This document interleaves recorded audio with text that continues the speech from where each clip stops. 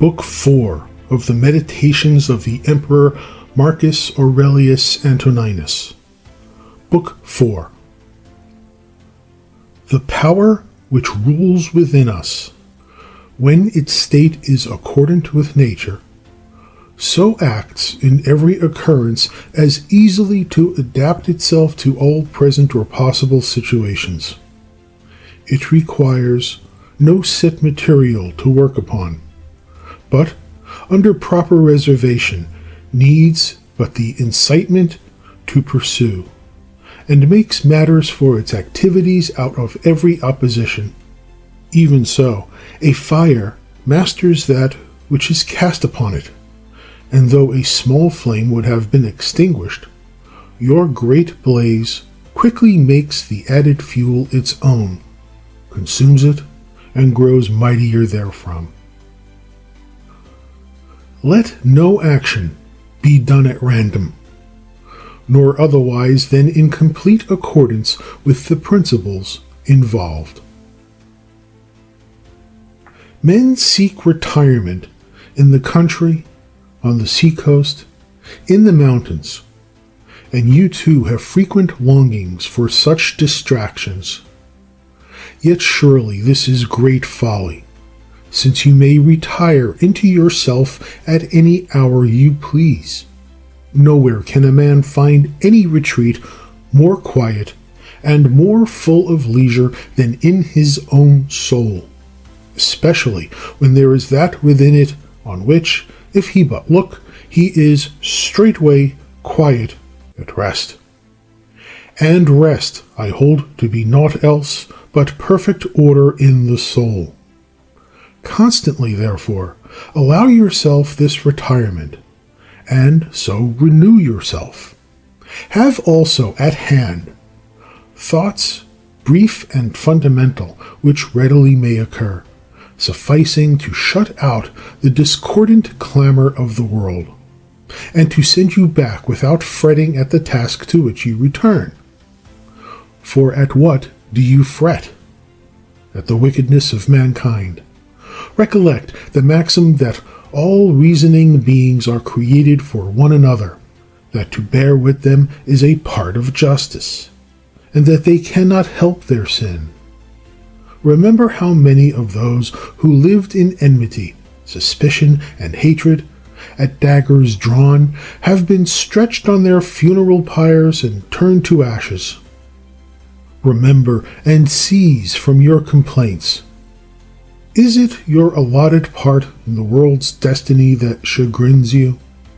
Be calm and renew your knowledge of the alternative, that either Providence directs the world, or there is nothing but unguided atoms. And recollect the many proofs that the universe is, as it were, a state. Do the ills of the body still have power to touch you? Reflect that the mind, once withdrawn within itself, once grown conscious of its own power, has no concern with the motions, rough or smooth, of the breathing body. Remember, too, all that you have heard and assented to concerning pain and pleasure. Are you distracted by the poor thing called fame? Think how swiftly all things are forgotten. Behold the chaos of eternity which besets us on either side. Think how empty is the noisy echo of acclamation, how fickle and how scant of judgment are they who would seem to praise us, and how narrow the bounds within which their praise is confined. All the earth is but a point in the universe. How small a corner of that little is inhabited, and even there how few are they, and how little worth who are to praise us. Remember, then, that there ever remains for you retirement into the little field within, and above all, be neither distraught nor overstrained. Hold fast your freedom. Consider all things as a man of courage, as a human being, as a citizen, as a mortal. Readiest among the principles to which you look, let there be these two. Firstly, things external do not touch the soul, but remain powerless without, and all trouble comes from what we think of them within. Secondly, all things visible change in a moment and are gone forever. Recollect all the changes of which you have yourself been a witness. The world is a succession of changes. Life is but thought. If mind be common to us all, the reason in virtue of which we are rational is also common. So too is the power which bids us to do or not do. Therefore we have all a common law, and if so, we are fellow citizens and members of some common polity. The universe, then, must in a manner be a state, for of what other common polity can all mankind be said to be members? Wherefore it is from this common state that we derive our intellectual power, our reason, and our law. Or whence do we derive them? For that which is earthy in me is derived from earth, my moisture from some other element, my breath, and what is warm or fiery from their proper sources. And therefore, as nothing can arise from nothing or return thereto, my intellectual part has also a source. Death, like birth, is a mystery of nature, the one a compounding of elements, the other a resolution into the same. In neither is there anything shameful or against the nature of the rational animal, or contrary to the law of its constitution. It is fate that such actions should come from such men. He who would have it otherwise would have figs without juice. This too you should remember, that in a very short time both you and he must die, and a little after not even the name of either shall remain. Suppress the thought, and the cry, "I am hurt," is gone. Suppress, "I am hurt," and you suppress the injury. What makes not a man worse than he was, makes not his life worse, nor hurts him without or within. The law of utility must act so. All that happens, happens right. You will find it so if you observe narrowly. I mean not only according to a natural order, but according to our idea of justice, and as it were by the action of one who distributes according to merit. Go on then observing this as you have begun, and whatever you do, let your aim be goodness. Goodness as it is rightly understood. Hold to this in every action. Think not as your insulter judges or wishes you to judge, but see things as they truly are. For two things be ever ready. First, to do that only which reason, the sovereign and legislative faculty, suggests for the good of mankind.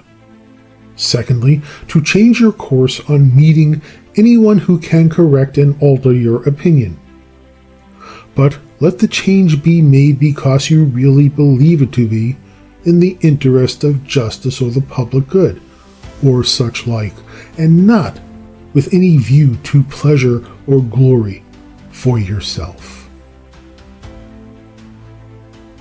Have you reason? I have. Why then do you not use it? When it performs its proper office, what more do you require? You exist as part of a whole. You will disappear again in that which produced you, or rather, you will change and be resumed again into the productive intelligence. Many grains of frankincense are laid on the same altar. One falls soon, another later. It makes no difference. Within 10 days, if you return to the observance of moral principles and to the cult of reason, you will appear a god to them who now esteem you a wild beast or an ape. Order not your life as though you had 10,000 years to live. Fate hangs over you. While you live, while yet you may, be good. How much he gains in leisure who looks not to what his neighbors say or do or intend, but considers only how his own actions may be just and holy, looking not, as Agathon says, to the moral example of others, but running a straight course and never turning therefrom. He who is careful and troubled about the fame which is to live after him, considers not that each of those who remember him must very soon die himself, and thereafter also the succeeding generation, until every memory of him, handed on by excited and ephemeral admirers, dies utterly away. Grant that your memory were immortal, and those immortal who retain it, yet what is that to you? I ask not, what is that to the dead? But to the living, what is the profit in praise, except it be in some convenience that it brings? And you now abandon what nature has put in your power in order to set your hopes upon the report of others. Whatever is beautiful at all is beautiful in itself.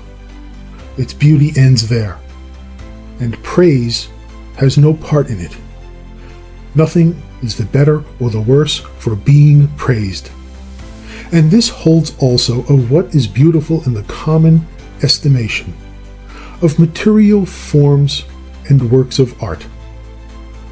Thus, true beauty needs nothing beyond itself, any more than law, or truth, or kindness, or honor. For none of these gets a single grace from praise, or one blot from censure. Does the emerald lose its virtue if one praise it or not? Can one, by scanting praise, depreciate gold, ivory, or purple, a lyre, or a dagger, a flower, or a shrub? If our souls survive us, how, you ask, has the air contained them from eternity? How, I answer, does the earth contain so many bodies buried during so long a time? Just as corpses, after remaining for a while in the earth, change and are dissipated to make room for others, so also the souls, liberated into air, remain for a little and then are changed, diffused, rekindled, and resumed into the universal productive spirit, and so give way to others who come to take their places. This may serve for an answer on the supposition that the soul survives the body. But we have not merely to consider the number of bodies thus buried in the earth. There are also all the living creatures, eaten day by day by ourselves and other animals. How great a multitude of them is thus consumed, and as it were buried in the bodies of those who feed upon them. Yet there is ever space to contain them, owing to the changes into blood, air, and fire. What then is the key to this inquiry? Discrimination of matter and cause. Swerve not from your path. In every impulse, render justice its due, and in all thinking, be sure that you understand. I am in tune with all that is of thy harmony, O nature. For me nothing is too early, and nothing is too late that comes in thy good time. All is fruit to me, O nature, that thy seasons bring. From thee are all things, thou comprehendest all, and all returns to thee. The poet says, O dear city of Cecrops, shall I not say, dear city of God?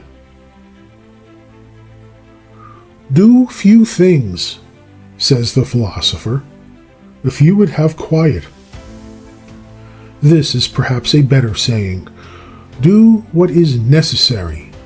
Do what the reason of the being that is social in its nature directs. Do it in the spirit of that direction. By this, you will attain the calm that comes from virtuous action, and that calm also which comes from having few things to do. Most things you say and do are not necessary.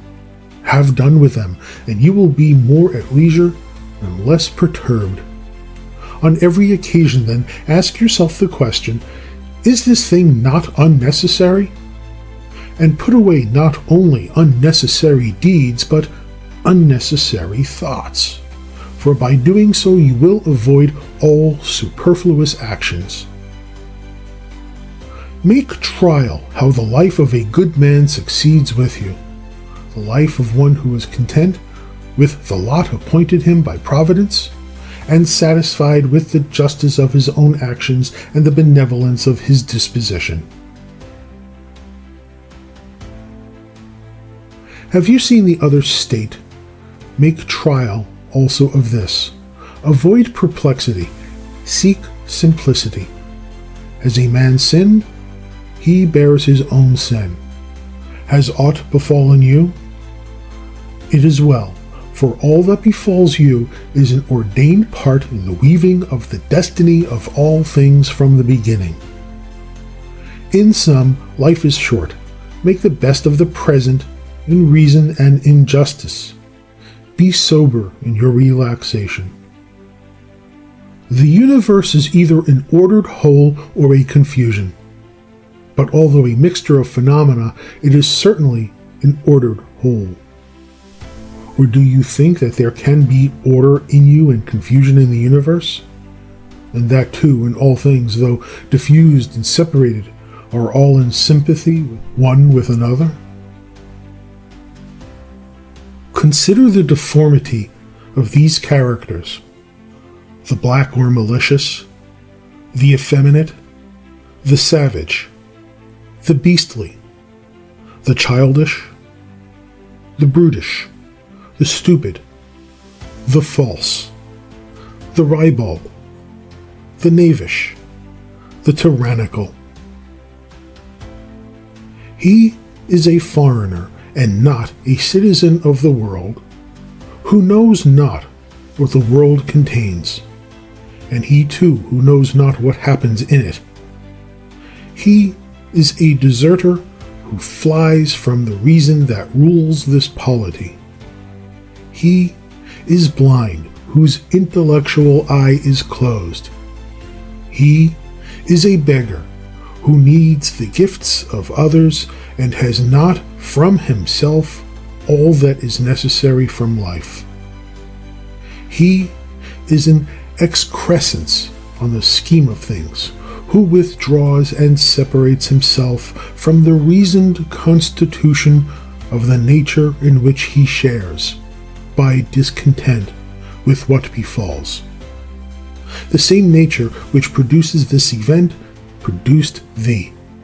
He is the seditious citizen who separates his particular soul from the one soul of all reasonable beings. One acts the philosopher without a coat, another without books, a third half naked. Says one, I have not bread, and yet I hold to reason. Says another, I have not even the spiritual food of instruction, and yet I hold to it. Love the art which you have learned, humble though it be, and in it find your recreation, and spend the remainder of your life as one who, with all his heart, commits his concerns to the gods, and neither acts the tyrant nor the slave to any of mankind. Recall, for example, the age of Vespasian. It is as the spectacle of our own time.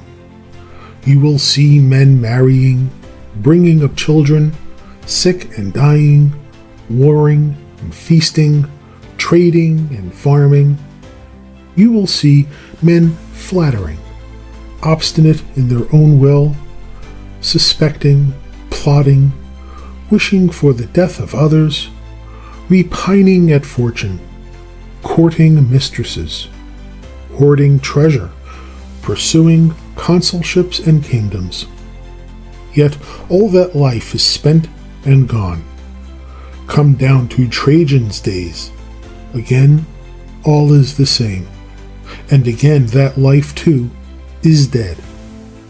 Consider likewise the records of other times and nations, and see how, after their fit of eagerness, all quickly fell, and were resolved into the elements. But most of all, remember those whom you yourself have known, men who were distracted about vain things, men who neglected the course which suited their own nature, neither holding fast to it nor finding their contentment there. And herein forget not that care is to be bestowed upon any enterprise only in proportion to its proper worth. For if you keep this in mind, you will not be disheartened from over-concern with things of less account. The familiar phrases of old days are now strange and obsolete, and likewise the names of such as were once much celebrated now sound strangely in our ears.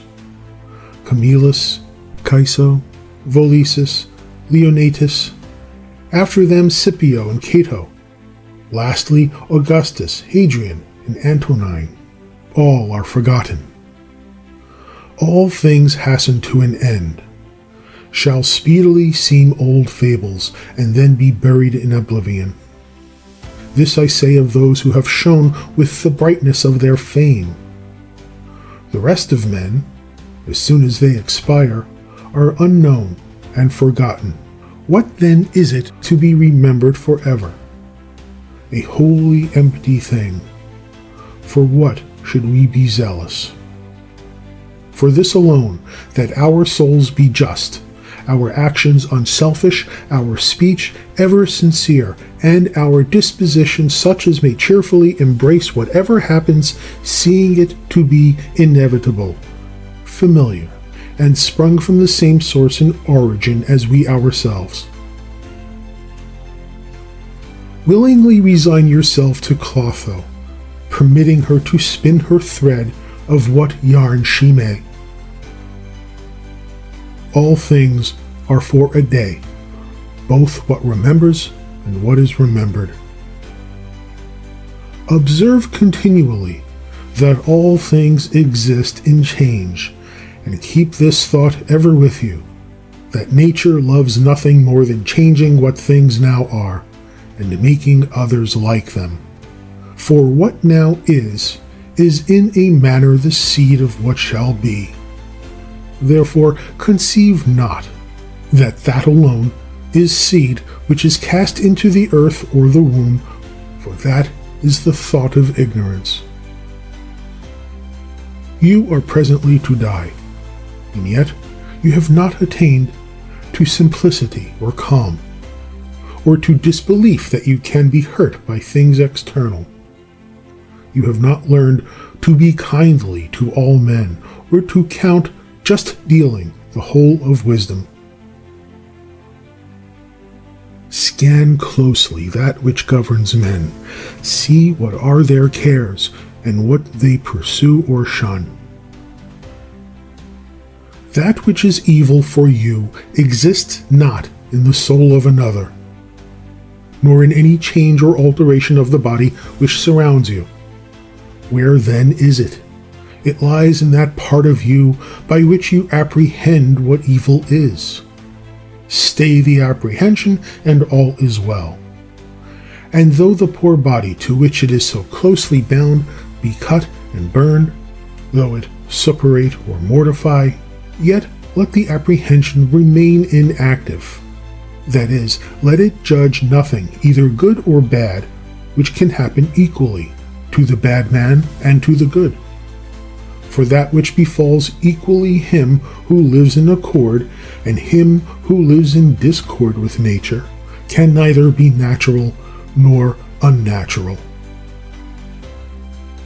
Ever consider this universe as one living being, with one material substance and one spirit.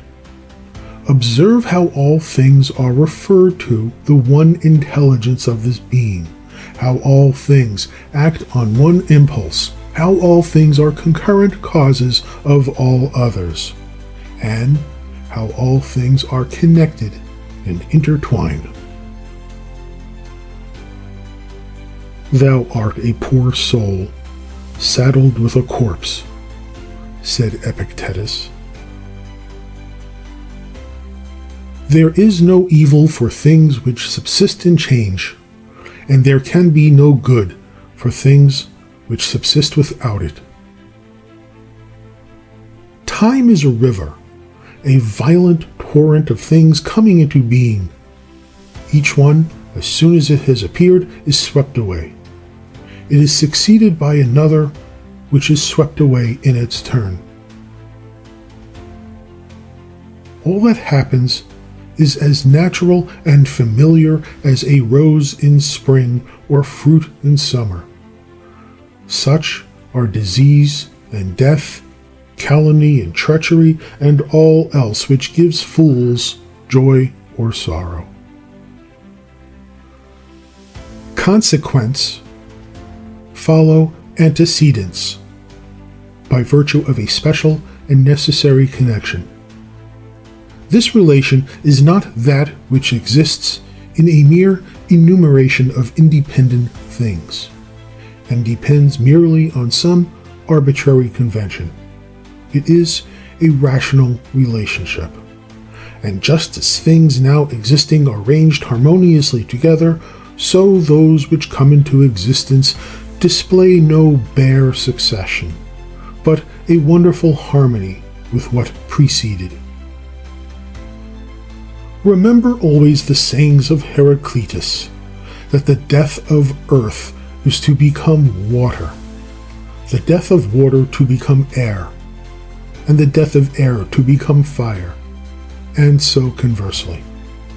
Remember in what a case he is who forgets whither the way leads, that men are frequently at variance with their close and constant companion, the reason which rules all, that men count strange that which they meet every day, that we should neither act nor speak as though in slumber, although even in slumber we seem to act and speak, nor yet like children learning from their parents, with a mere acceptance of everything just as we are told it.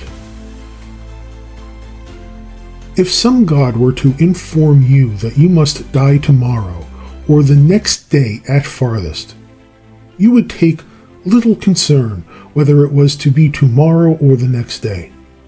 That is, if you were not the most miserable of cowards. For how small is the difference? Wherefore, account it of no great moment whether you die after many years or tomorrow. Constantly consider how many physicians are dead and gone, who frequently knitted their brows over their patients. How many astrologers, who foretold the deaths of others with great ostentation of their art. How many philosophers who wrote endlessly on death and immortality. How many warriors who slew their thousands. And how many tyrants who used their power of life and death with cruel wantonness, as though they had been immortal. How many whole cities, if I may so speak, are dead. Hellas and Pompeii and Herculaneum and others past counting.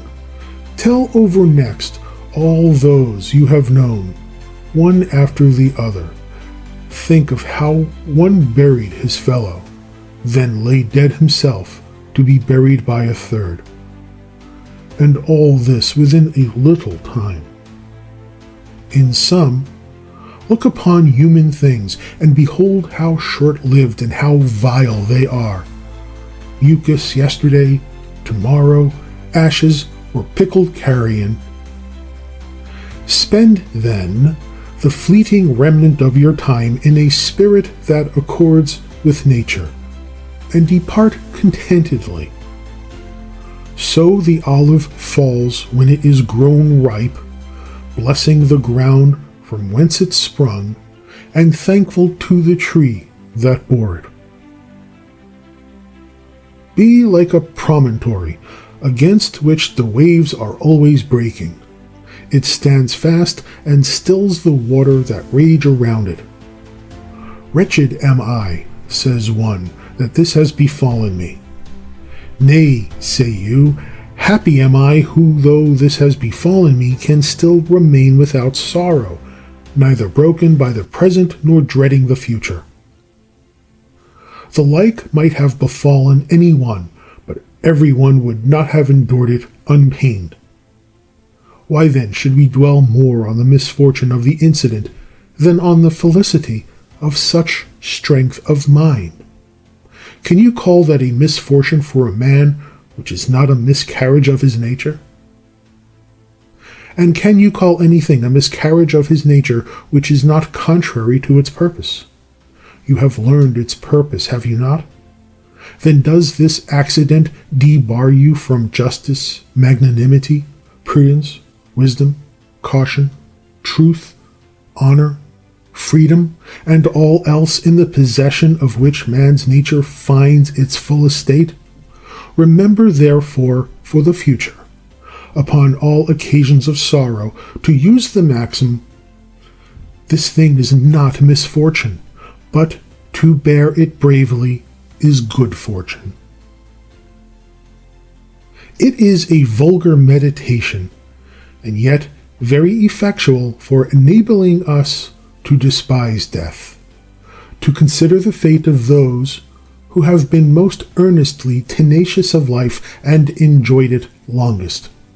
Wherein is their gain greater than that of those who died before their time? They are all lying dead somewhere or other. Cadicianus, Fabius, Julian, Lepidus, and their fellows saw the corpses of multitudes carried to their grave, and then themselves were carried thither. In sum, how small was the difference of time, spent painfully amid what troubles, among what worthless men, and in how mean a carcass. Think it not a thing of value, rather look back into the eternity that gapes behind, and forward into the other abyss of immensity. Compared with such infinity, small is the difference between a life of 3 days and one of 3 ages, like Nestor's. Run ever the short way. The short way is the way according to nature. Therefore speak and act according to the soundest rule, for this resolution will free you from much toil and warring, and from all artful management and ostentation. End of the 4th book.